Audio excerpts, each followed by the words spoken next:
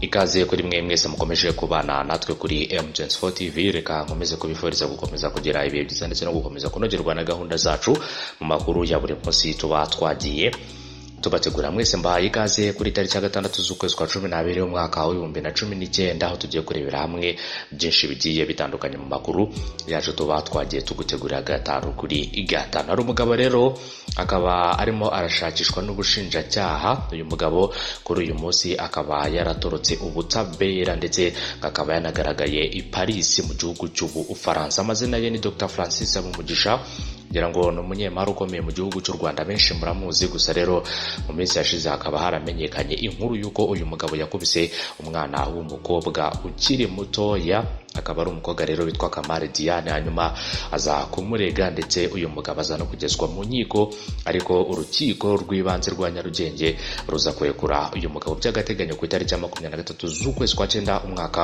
wa 2019. Akaba aribwo yaje kurekurwa n'urukiko rw'ibanze rwa Nyarugenge. Tujye kurebera mu byinshi bigiye bitandukanye ku bijyanye n'uyu mugabo ndetse rero nicyo yaba ari gukora Paris mu gihugu cy'Ubufaransa, nk'uko makuru amaze kutugeraho kuri M24 TV, ndetse nicyo inzego z'ubutabera zikomeje kugenda zigarukaho ku bijyanye no kuba uyu mugabo yashakishwa hanyuma akaba yakongera gushyikirizwa ubutabera mu maguru mashya, nk'uko bakomeje kugenda babigaruka. Iyi ni M24 TV, ni amakuru akugeraho gatanu kuri gatanu rero, ariko akakugeraho wakoze kuri subscribe ndetse ukaba wananyeganyije akazogera. Akaba ari bwo buryo ushobora kuba wabonamo inkuru zacu gatanu kuri gatanu. Nyuma y'amasegonda tujye kuza turambura iyi nkuru ku buryo uburambuye. Mwese mbahaye ikaze, ntimujye kure rero. Iyi ni M24 TV, turaza turambura iyi nkuru ya Dr Francis Umugisha gatanu kuri gatanu. Ntigucike, ntujye kure. Nyuma y'amasegonda tukaba tugiye kuza tubaha ikaze mwese. Uyu mugabo rero akaba arimo arashakishwa n'ubushinjacyaha ariwe Dr Francis Umugisha kugira ngo hashyirwe mu bikorwa umwanzuro w'urukiko. Akaba ari urukiko rwisumbuye rwa Nyarugenge wuko aburana afunzwe. Akaba rero yagaragaye mu mujyi wa Paris ho mu gihugu cy'Ubufaransa. Kuva rero ku itariki ya 23 Nzeri 2019 nibwo urukiko rw'ibanze rwa Nyarugenge rwarekuye by'agateganyo Dr Francis Umugisha, ubushoramari akaba na nyiri televiziyo bita Goodrich TV. Gusa rero sinzi niba iyi televiziyo igikora. Ukurikiranweho rero gukubita mu ruhame umukobwa witwa Kamari Diane. Icyashinjwa akaba rero ari icyaha yakoze ku itariki ya 15 Nyakanga umwaka wa 2019. Mu kwezi kwa 7 rero, ubu turi mu kwezi kwa 12, hakaba haciyeho amezi agera kuri 5 iki cyaha rero uyu mugabo agikoze. Mu kuburana kwifungwa n'ifungurwa ry'agateganyo, ubushinjacyaha bukaba rero bwarasabye ko Umugisha afungwa by'agateganyo mu gihe akomeje iperereza kugira ngo atazasibanganya ibimenyetso. Gusa rero urukiko rwaje gutegeka ko arekurwa by'agateganyo kuko yakurikiranwe ari hanze amezi rero agera kuri 2 mbere yo gutabwa muri yombi kandi ntabangamire iperereza. Ikindi rero, ubwo uyu mugabo yaburanaga kwifunga n'ifungurwa by'agateganyo, Dr Umugisha Francis yatanze abishingizi. Urukiko rusanga ari abantu bazwi kandi b'inyangamugayo. Irekurwa rya Dr Francis Umugisha akaba rero ngo yaranatanze n'ingwate ntabwo ryanyuze ubushinjacyaha buhita bujurira urukiko rwisumbuye rwa Nyarugenge rwemeza ko uregwa agomba kuburana afunzwe.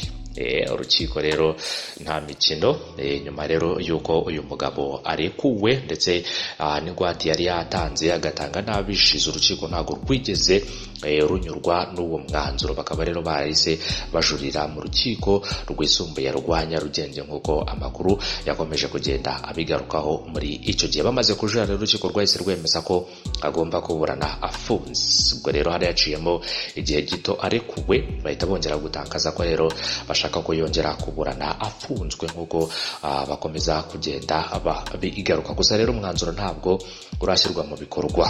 Impamvu rero utarashyirwa mu bikorwa, ngira ngo murabizi ko uyu mugabo yahunze igihugu, atagikiri muri iki gihugu, ndetse rero ubushinjacyaha buvuga ko rero bugishakisha uyu mugabo kuko uyu mugabo yamaze guhunga igihugu ndetse atanakiri mu Rwanda, nk'uko yagaragaye i Paris ho mu gihugu cy'Ubufaransa. Ibingibi rero akaba yanagaragaye ubwo kuri uyu wa 5 kuboza ku itariki ya 5 mwaka 2019 uyu mugabo abinyujije ku rukuta yagaragaje ko ari mu gihugu cy'Ubufaransa ku ifoto imugaragaza ku kibuga cy'indege cya Paris. Ngerago rero ni tweet yashyizeho, akaba yarashyizeho ku munsi w'ejo nyuma rero agaragaza ifoto afite igikapu, ngira ngo uri kuyibona, ni ifoto afite igikapu, yambaye ikoti, yambaye n'umupira ndetse n'ipantaro n'inkweto z'umweru. Hakurya rero uri kubona ahantu handitse Paris, hanyuma rero yanditse ngo hello Paris, hanyuma ahita ataginga Louise mushiki wabo, nkuko tweet ya Dr Francis Habumugisha Goodrich akomeza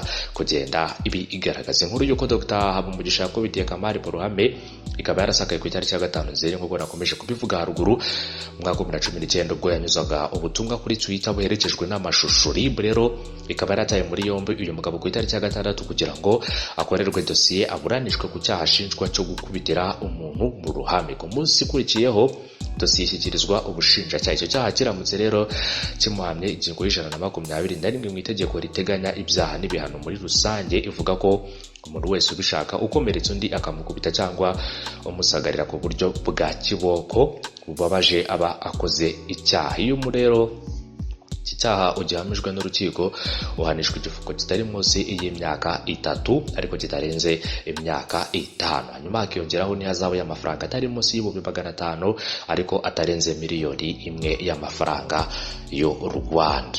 Ni imyaka rero myinshi, imyaka igera kuri 3, igifungo cy'imyaka 3 ariko kitarenze imyaka 5, nawe ihazabu y'amafaranga agera ku 500 ariko atarenze miliyoni 1. Icyo cyaha rero cyakorewe umwana, umubyeyi uwo bashyingiranywe cyangwa umuntu udashoboye kwitabara kubera imiterere ku mubiri cyangwa mu bwenge, ahanishwa igifungo kitari munsi y'imyaka 5 ariko kitarenze imyaka 8, nyuma n'ihazabu y'amafaranga atari munsi ya miliyoni 1 ariko atarenze miliyoni 2 z'amafaranga y'u Rwanda.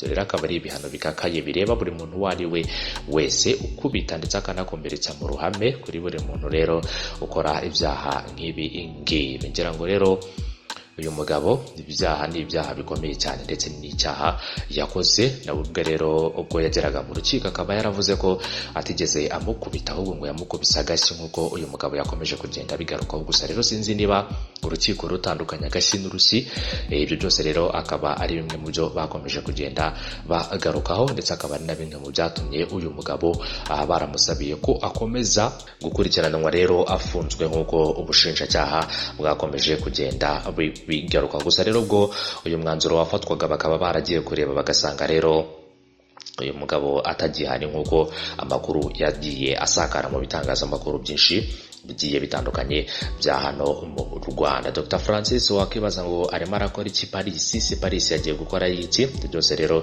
no gutegereza tukazareba. Hanyuma rero icyo nakubwira cyo nuko uyu mugabo tuvugana tayari ari mu gihugu cy'Ubufaransa nk'uko yabigaragaje abicishije ku rukuta rwe rwa Twitter. Ubwo rero Paris niba hari business yagiye kuhakorayo cyangwa se niba hari ibindi arimo rero ubwo no gutegereza mukajya mumenya amakuru y'uyu mugabo ku bijyanye na Dr Francis Habumugisha. Reka mbashimire, mugire ibihe byiza, reka mbashimire, mugire umunsi mwiza, mukomeze kunogera gahunda zacu mu makuru ya buri munsi tuba twagiye tubategurira.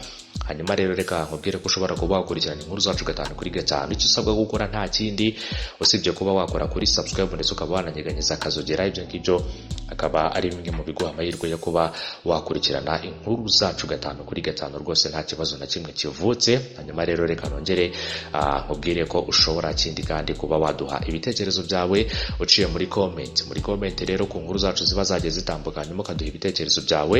Ibitekerezo byanyu rero ni ingenzi, muri abantu b'agaciro kuri twebwe. Mudahari ntabwo twaba duhari, niyo mpamvu rero mudahari aya makuru ntabwo yaba hari. Niyo mpamvu buri muntu uwo ari we wese ubana natwe mu nkuru zacu zigiye zitandukanye tumuha agaciro ndetse tukaraha agaciro ibyo muba mwagiye mukora. Kuri buri muntu uwo ari we wese uba wakoze kuri subscribe ndetse n'undi uba wanyeganyeje akazogera. Ndabashimiye cyane rero iyi M24 TV, reka nkomeze kubifuriza kugira weekend nziza, kubitegura kuyitangira, ndetse n'abandi mwese muri mu bikorwa bigiye bitandukanye mukomeze guhirwa mu bikorwa byanyu bya buri munsi mugenda mukora. Inkuru zacu nakagaruka tugufitiye andi makuru ya hano mu gihugu cy'u Burundi, aho turi buze kuza turebera hamwe n'izindi nkuru zitandukanye hano mu gihugu cy'u Burundi ku makuru akomeje kugenda agarukaho, yaba rero ku bijyanye n'ubutegetsi bwa nyiricyubahiro Petero Nkurunziza ndetse n'icyo abaturage bakomeje kugenda bagarukaho hano mu gihugu cy'u Burundi, ndetse nuko umutekano uhagaze hano mu gihugu cy'u Burundi. Kuva mu mwaka wa 2015 igihugu cy'u Burundi rero umutekano ntago wifashe neza habe namba, dore ko rero hakomeje kugenda hagaragara ibibazo by'umutekano mu cyano mu gihugu cy'u Burundi kugeza ubwo abaturage barenga 400 bahunze bakava mu byabo ndetse n'abandi abaturage bagiye bahungira mu bindi bihugu bigiye bitandukanye yaba igihugu cya Uganda, igihugu cy'u Rwanda, ibihugu nka Tanzania, Kenya, aho hose rero akaba ari hamwe mu abavandimwe ndetse n'abaturage bo mu gihugu cy'u Burundi bahungiye. Ubwo rero imvururu zatangiraga ndetse n'umutekano ukabura hariya mu gihugu cy'u Burundi. Reka mbashimire, mukomeze kugira ibihe byiza, mukomeze kunogerwa na gahunda zacu. Nyuma rero mukomeze mufyonde kuri subscribe ndetse munafyonde akazogera kugira ngo muba mbere mu kuba mwabona inkuru zacu 5 kuri 5. Mugire igicamunsi cyiza, mugire umunsi mwiza, inkuru zacu nakagaruka. Bye bye.